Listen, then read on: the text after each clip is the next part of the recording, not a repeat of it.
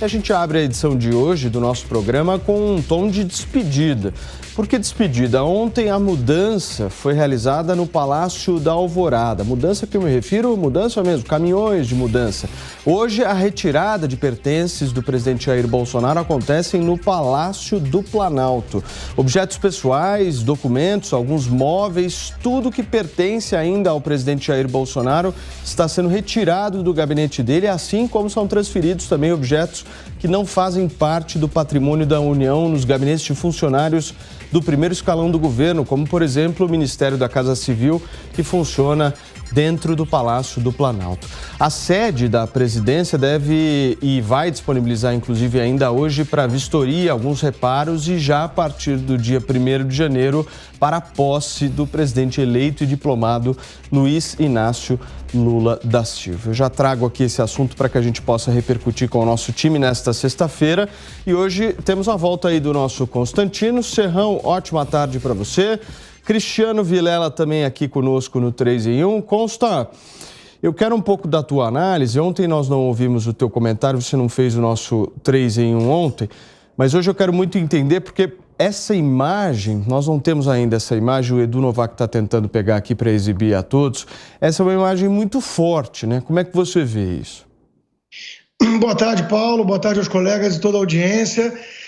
Sem dúvida, né? Vai, de alguma maneira, trazendo os mais esperançosos à realidade, né? De que a esperança é a última que morre, mas não há um xadrez 4D nem 96D sendo jogado. Existe um presidente que fez de tudo, que eu acho que merece o reconhecimento, né? De sua luta contra os comunistas, contra os corruptos, contra o sistema podre, e ele não se mostrou à altura. A verdade é essa. Muita gente vai discutir, né, onde foi que ele errou. Existem vários pontos importantes. Já mencionamos aqui, acho que um ponto de inflexão foi quando Alexandre de Moraes disse que ele não poderia escolher o diretor-geral da Polícia Federal que ele queria por conta de uma fala do Moro, sem nenhuma evidência, sem nenhuma prova. Ali ele devia ter peitado e dito não, é uma prerrogativa constitucional e eu vou indicar e quero ver quem vai impedir, né? Talvez em alguns outros momentos ele devesse ter feito alguma coisa mais firme contra esses que estavam abusando tanto do poder de forma tão ilegal, mas ele foi acatando, repetindo que jogava sempre dentro das 4 linhas da Constituição. Em alguns momentos de desabafo acabou perdendo a calma e dando munição aos verdadeiros golpistas, com falas, com um tom acima dos decibéis recomendados. E a pior coisa que existe é o cão que late, mas não morde, né? Chega, acabou, pô, canalhas, e nada acontecia. Então, algumas pessoas foram alimentando a expectativa de que ele tinha ali sempre uma carta na manga, que ele tinha alguma coisa que ele pudesse fazer, uma bala de prata para salvar a democracia até aos 45 do segundo tempo. E eu acho que a imagem que a gente está tendo acesso é a de que isso parece cada vez mais e mais improvável. Eu acho importante ser realista, porque tem muita gente querendo alimentar um clima de tic-tac, tic-tac, sempre tem alguma coisa que vai acontecer, um milagre, e eu prefiro o provérbio chinês: prepare-se para o pior. Espere o melhor, sempre, é mais saudável, mas receba o que vier. Serrão, já que o Constantino citou esse ponto importante aí sobre os erros da gestão do presidente Jair Bolsonaro e o resultado que nós estamos tendo aqui, eu queria que você pudesse destacar para a gente o maior erro, na sua opinião, que Bolsonaro cometeu. Saudações, meus amigos, meus amados haters. Talvez o maior erro tenha sido subestimar a capacidade do establishment e a condição real dos inimigos que lidaram com ele. Esses inimigos de Bolsonaro, desde o começo, sempre utilizaram uma tática. E essa tática se mostrou fatal e bem-sucedida no final das contas. Foi a destruição permanente da imagem de Jair Bolsonaro, incitando uma espécie de ódio contra o presidente. Então, o ódio contra Bolsonaro venceu, não foi o amor que venceu, foi o ódio contra Bolsonaro. Isso aí teve uma eficiência gigantesca. E Bolsonaro deu muita trela, deu muita colaboração para que isso acontecesse, com diversos erros de comunicação. Um ponto que é fundamental, todo mundo fala isso na rua, você pode perguntar, a maioria das pessoas que reclamam dessa derrota de Bolsonaro foi toda a narrativa dele, a comunicação dele muito falha no tempo da pandemia. Todo aquele discurso de Bolsonaro, embora ele tenha feito, no cômputo final, ele tenha feito coisas positivas, mas para a imagem na imagem da população, no imaginário popular e na narrativa dos seus inimigos, passou a de um Bolsonaro que foi intolerante, que não respeitou as vítimas, que não tratou a doença naquele momento no discurso com o devido perigo que ela representava. E aí essa conta veio, a conta chega. Política é muito dinâmica, política joga dessa maneira, joga sujo, joga pesado. A oposição, então, ela o tempo todo jogou na destruição de Bolsonaro. E do ponto de vista institucional, ele não soube demonstrar a verdadeira força para lidar com esse estamento burocrático, que impôs a ele o quê? A vitória do sistema juristocrático. O judiciário, isso está acontecendo direto até agora, o judiciário tem se mostrado o poder preponderante sobre os demais.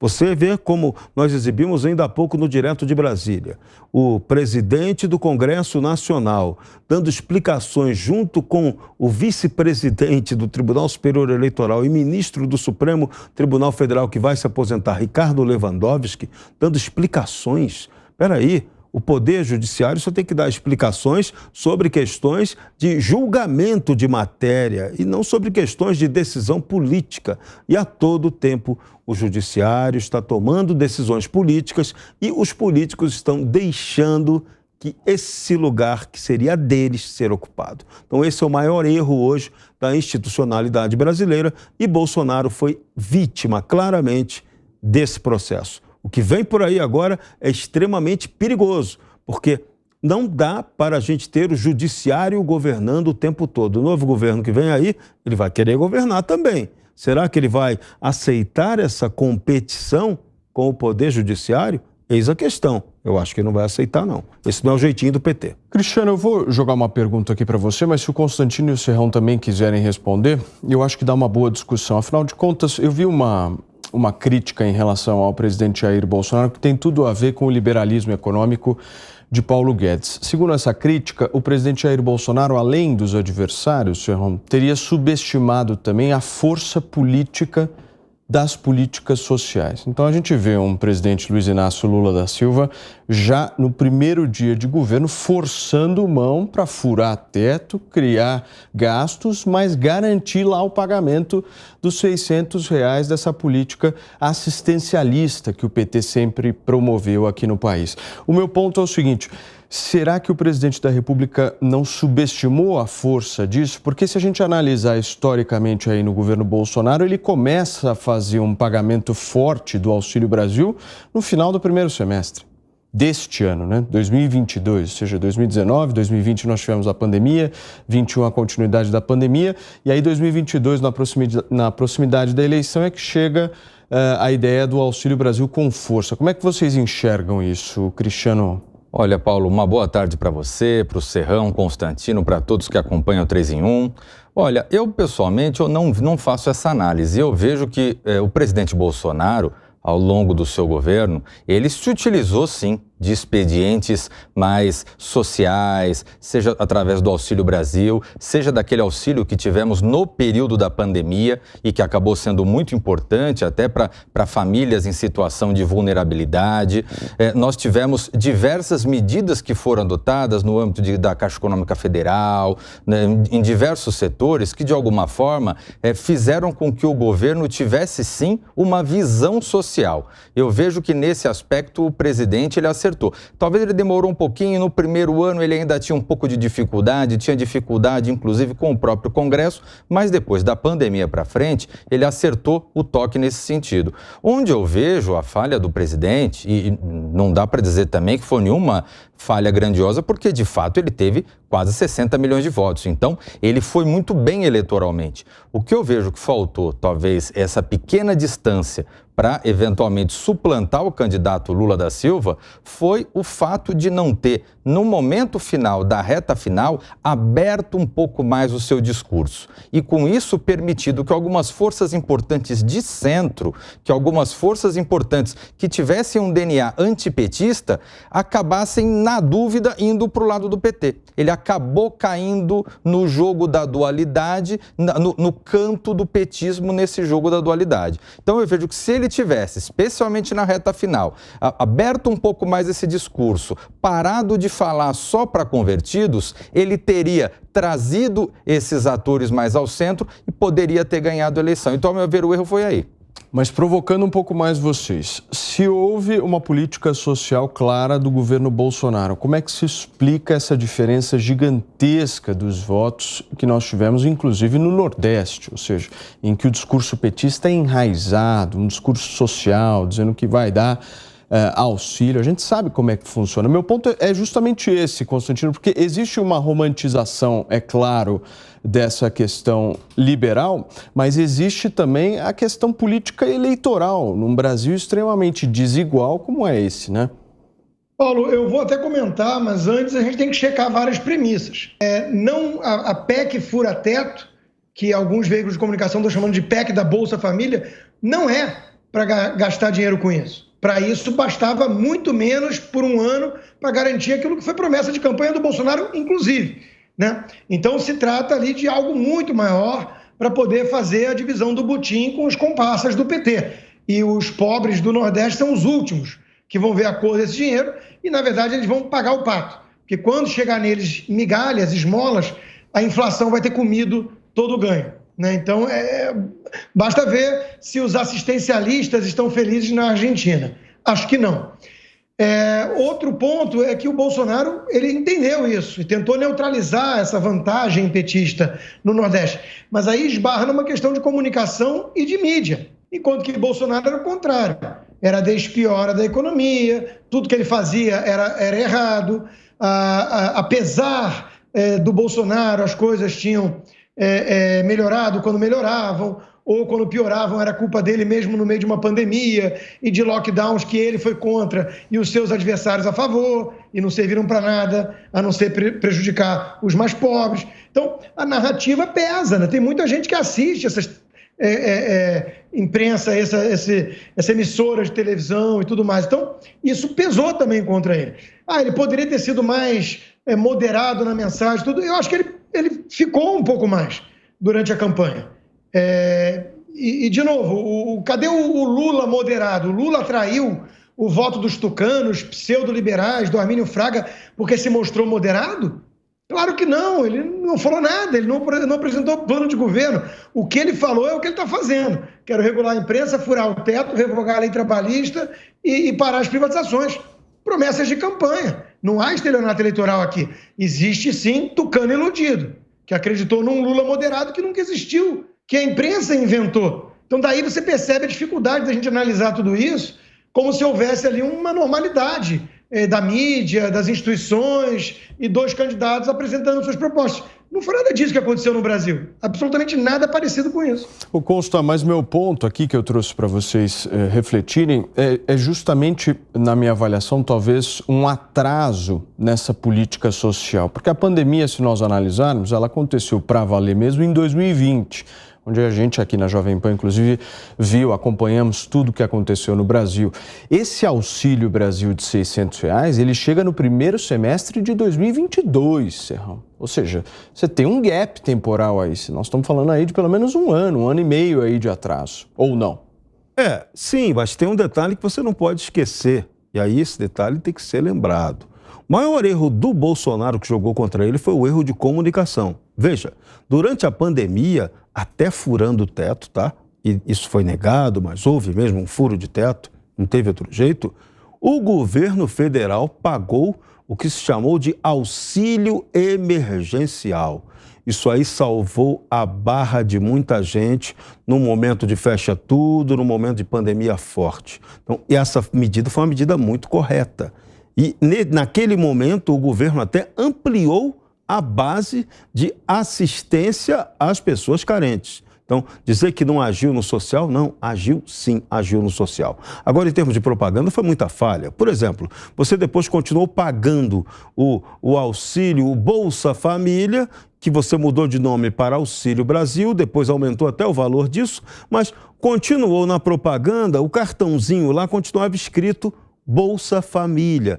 E quem foi que foi o pai do Bolsa Família na propaganda petista? Foi Lula. Então, isso continuou acontecendo. Então, isso foi um erro de comunicação. Então, as pessoas identificaram muito mais que o pagamento continuava sendo do Lula do que do Bolsonaro. Essa confusão aconteceu. Outro exemplo de falha de comunicação foi na própria eleição, quando houve aí a denúncia de que rádios não veicularam no Nordeste a propaganda do presidente Bolsonaro. Peraí, isso é imperdoável.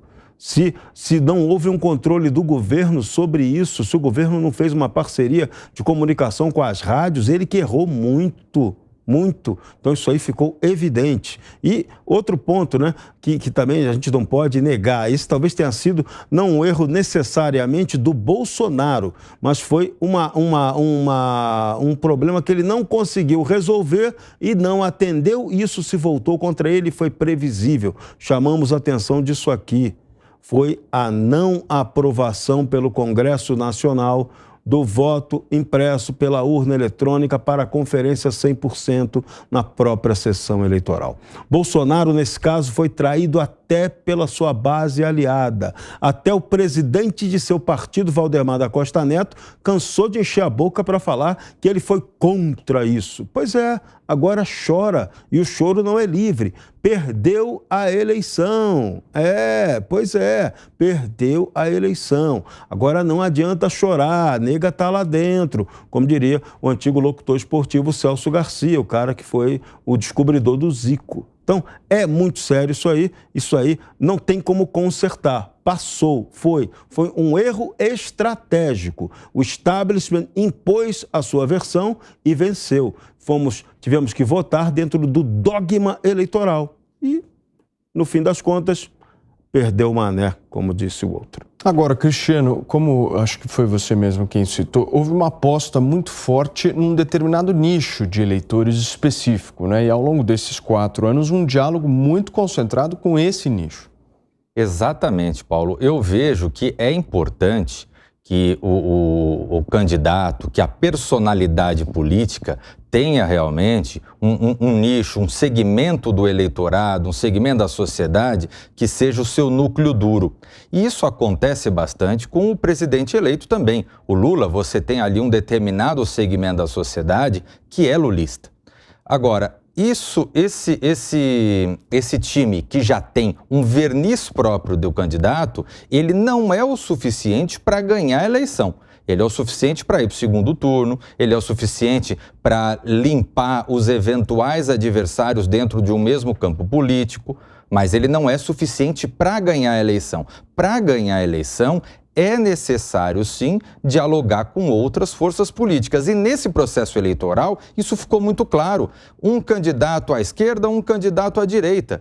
E teve uma série de segmentos da sociedade que, órfão disso, acabou, em um determinado momento, caindo um pouco no canto da sereia do PT. O Lula, mais político nesse sentido, conseguiu trazer esse segmento em maior número. O Bolsonaro, especialmente na reta final, faltou fazer esse aceno, faltou se colocar como um presidente de todos, um presidente mais aberto e não um presidente só do seu segmento. E com isso, acabou perdendo aí, por uma margem muito estreita de votos, essa disputa apertada com o candidato do PT. E aí pesou o ódio consolidado contra Bolsonaro, que esse ódio também afastava dele aliados políticos.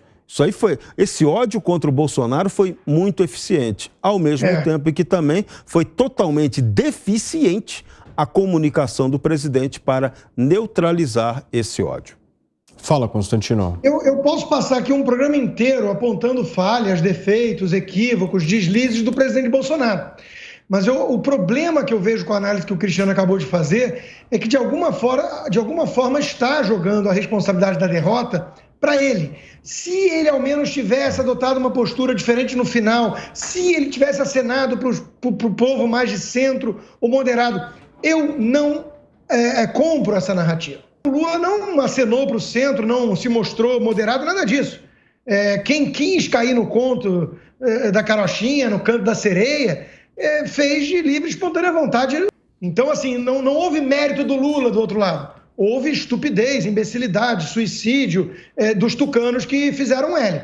E, por fim, por conta disso que o Serrão disse, o Bolsonaro ele tem uma certa categoria da classe média, que assiste aquela emissora e tudo, que tem ojeriza, nojinho ao Bolsonaro. Ele foi vendido ao longo de 4 anos como o Hitler reencarnado, um fascista, um misógino, um machista. E ele tem umas falas ao longo da história meio duras. Então, nada que ele fizesse, nada que ele falasse, iria seduzir esse típico eleitor de Simone Tebet, né? Essa turma que tem nojinho do Bolsonaro, não gosta muito do Lula, mas tem nojinho profundo do Bolsonaro a ponto de preferir trocar o Paulo Guedes pelo Fernando Haddad. Né? Então, assim, que argumento você vai usar persuasivo com uma pessoa dessa? O sujeito que, por nojinho do Bolsonaro, prefere colocar o Fernando Haddad no lugar do Paulo Guedes é o quê? Como é que se conversa com uma pessoa dessa? Como é que você chama uma pessoa dessa razão? Eu acho difícil. Muito bem, gente. E tem um outro ponto, pode ir outro ponto que é importante, que pesou também. Bolsonaro comprou uma briga pública pesada contra a juristocracia. E essa juristocracia, ela tratou o tempo todo de massacrar o Bolsonaro impiedosamente. E essa mesma juristocracia, a gente tem que lembrar, foi ela quem ressuscitou politicamente Luiz Inácio Lula da Silva para que ele pudesse disputar a eleição. No primeiro momento, só para acabar com o Bolsonaro enquanto uma terceira via aparecesse. Só que a tal da terceira via não apareceu e aí tivemos o fato da disputa do Lula, sendo Lula não tem tu, não tem terceira via, vai tu mesmo, Lula. E foi o que acabou acontecendo e agora Lula vem. E esse é o ponto que nós vamos chegar agora. Agora vem pessoas aí com o arrependimentozinho. Ai, o Lula pode ser perigoso. Oh, já era, mané. Você fez o L. Vocês fizeram o L. A juristocracia fez o L. Ela agora vai ter que lidar também com o Lula. Repito, a grande dúvida é se esse modelo juristocrático no Brasil, se o judiciário vai ainda conseguir manter a sua hegemonia com o Lula no poder.